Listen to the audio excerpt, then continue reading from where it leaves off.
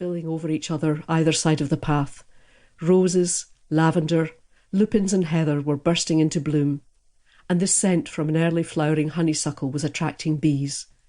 The path meandered down the garden, past a shed painted in a soft green, towards a wooden infill gate, the timbers silvered with time.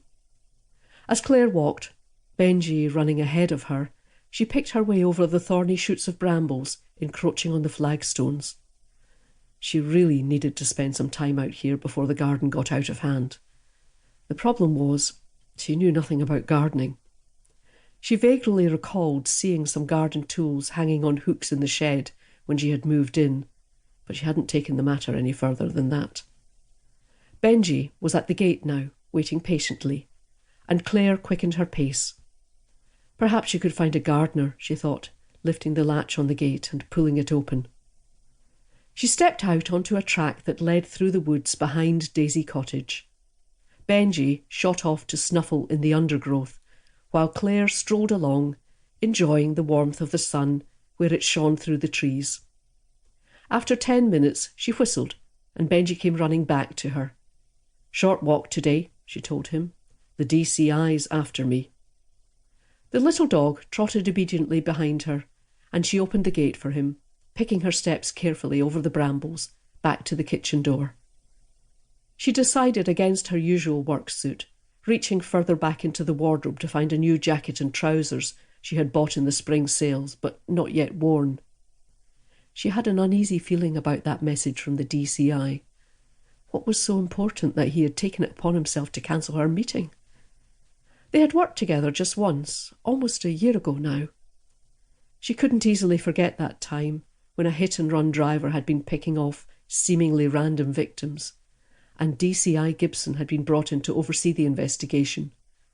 He had doubted her competency from the outset, but she had won him round, and they had parted, well, not exactly friends, but colleagues with mutual respect.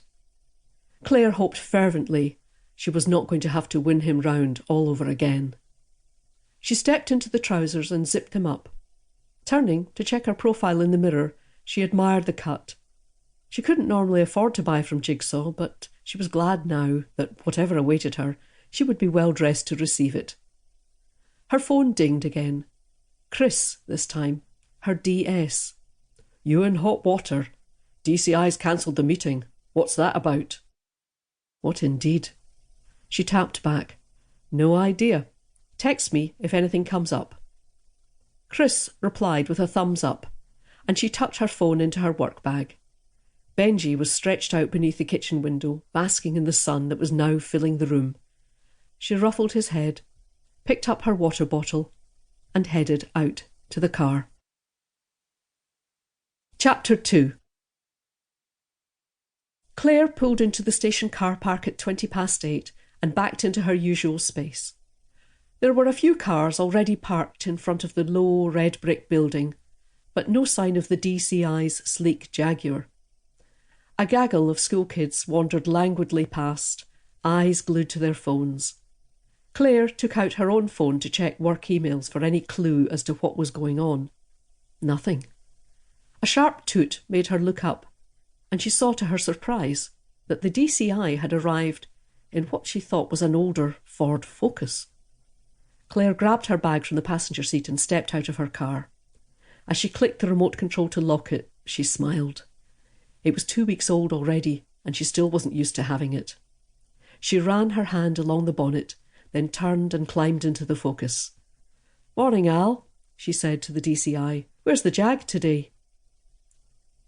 The DCI clearly had the same ideas as Clare, dressed to impress in a fine dark grey suit. The jacket hung from a hook behind his seat, the Giorgio Armani label visible.